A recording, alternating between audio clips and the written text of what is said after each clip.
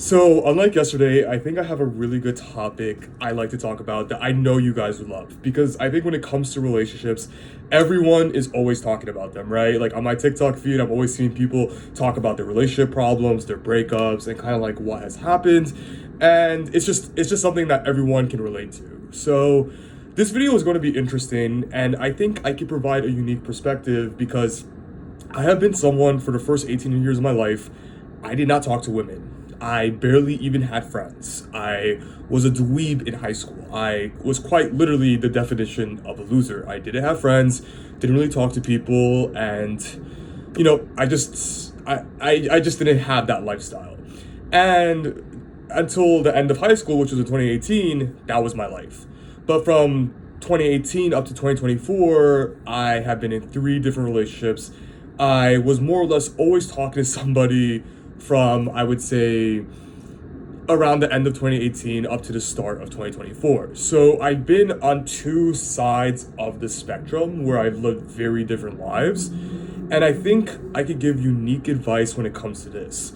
And what I'm going to just say is that, listen, if you're a guy especially and you haven't had those experiences, I get it. You're going to want to have them. You're going to want to experience them because you're going to feel left out and you're going to feel like you're weird for not having them. And I think the same kind of applies for, quite frankly, anything in life, right? Like if you don't have a job when your other peers have a job, when you're not married, when your other peers of that age group are also getting married, it kind of makes you feel weird and it makes you feel isolated. And listen, I personally don't recommend having those experiences if you don't have the right why, but I also understand if you do, because I wanted to have those experiences badly, which is why I started going to self-improvement back then. But what I also realized is that if you're looking to get into a relationship to complete you, to make you feel full, to kind of help you escape from the problems you have in life, I promise you it's not going to work out. And I'll give you an example of myself, right? So for my three relationships, and I think especially for my last one, part of the reason why I was so attached to that person was because I associated them with family. So growing up, I did not have a great relationship with my father whatsoever. He didn't like me, I didn't like him, and it was so bad to the point that when I was like 8 or 9, I was visibly terrified of this man. I was scared of his anger. I didn't feel like I could talk to him whatsoever, and I think it led me to this sort of like disorganized attachment style that I'd have years later. And as I moved on in life, I felt very ashamed of him. I didn't like him at all. And whenever people ask me about like, oh, how's your father? Who is he? What he's doing? I'd always skip and dodge and like answer a different question or deflect it, right? And the reason why that's important is because this influenced my romantic relationships a lot more than I thought. Because I think, for all of us, we think we'll never be like our parents. We're so different than them. We're going to be the ones that change everything. And yes, that could happen only if you actually put the diligent effort to understand why they're like that, why you're like the way you are right now, and understand how to break generational cycles.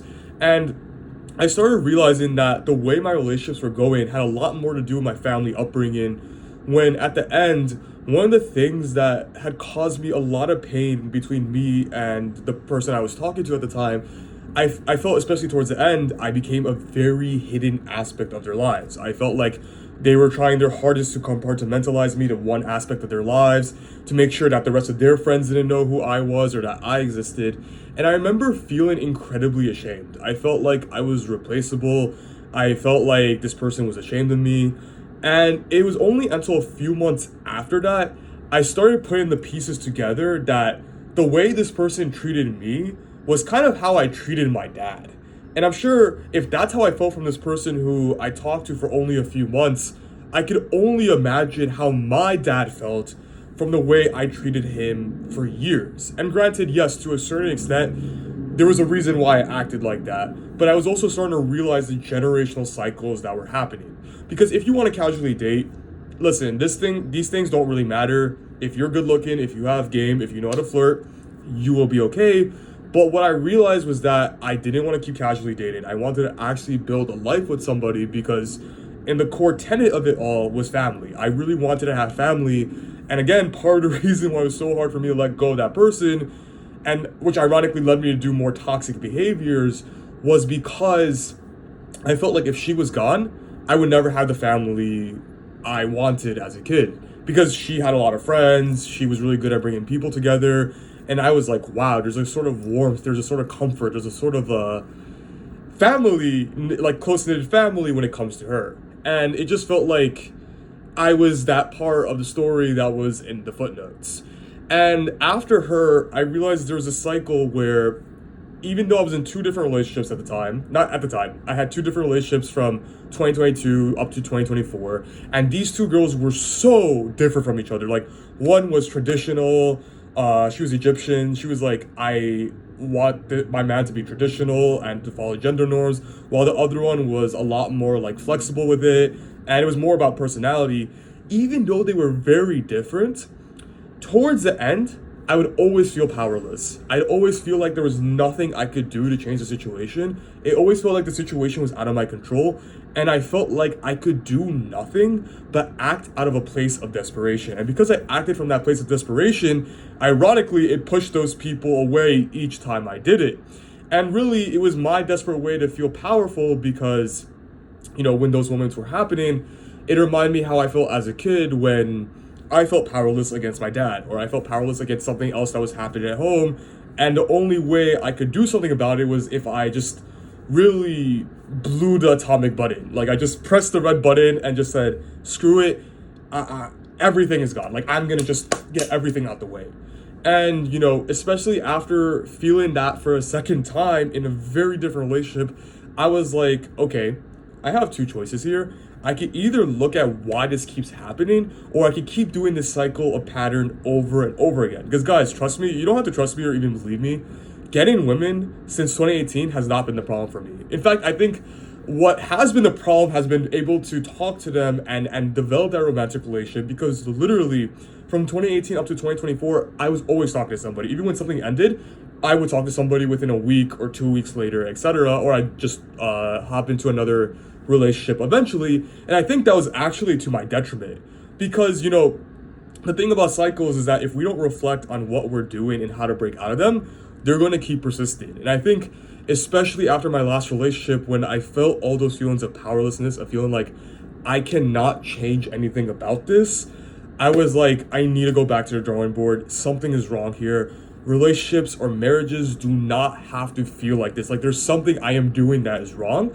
Because another fear of mine also was that my parents got divorced about 2 to 3 years ago, and I also didn't want to raise a dysfunctional family. Like, that's also been a dream of mine, but I never really shared that because, at least for most of my life, I didn't think that was super masculine or super like bro-coded or whatever the hell. But yeah, I just realized that there was a pattern going on, and I embarked on this journey where for several months I was starting to understand more about myself, more about my father.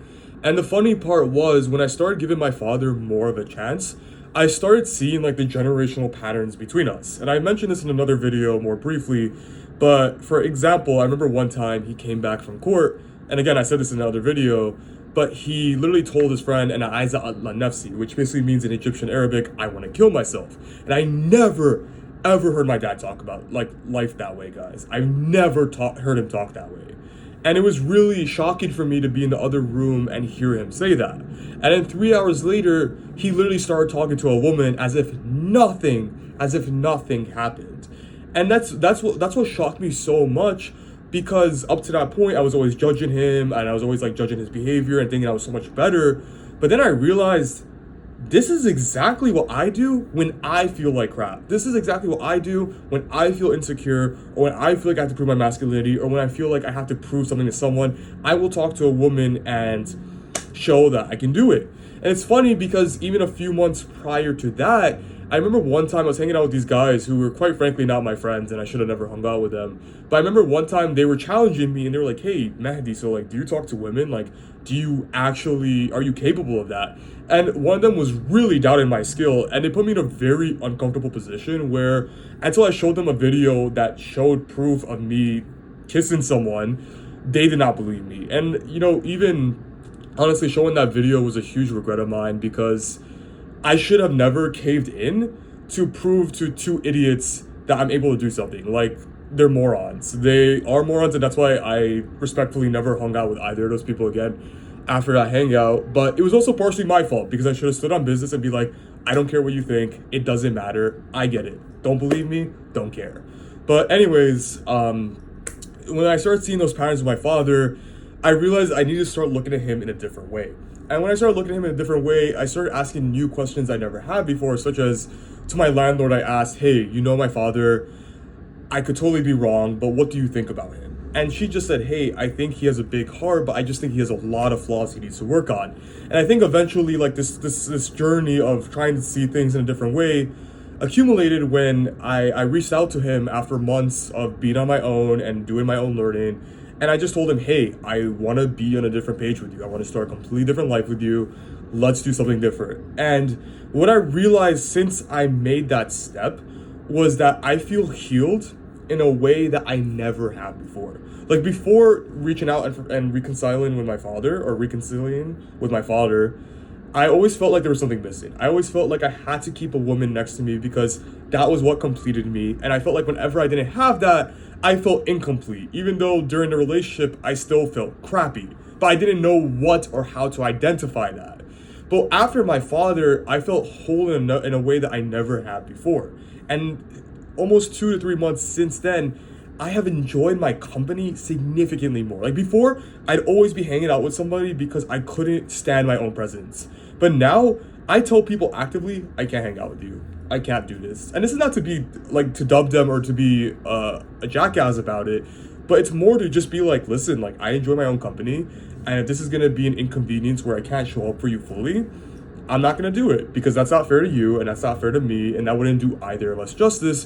Versus before, I would always just say yes because I wanted to live like this action-packed, dopamine-based lifestyle because I wasn't happy, I wasn't fulfilled, I wasn't content with myself. And I think, you know, when I reconciled with my father, Allah bless him, I was able to show myself that I could fix anything. I could go from having a father who really disliked me and I disliked him to us being like this, beanie with beanick, which basically means between me and him. And, well, technically it means between me and you. I should have said beanie with beanhu, which means between me and him. But I think when that happened, it showed me if I could do that, anything is possible. And because I now have this contentment of having my father back, I feel full. I feel fulfilled. Like there is no other half of me that I'm chasing anymore.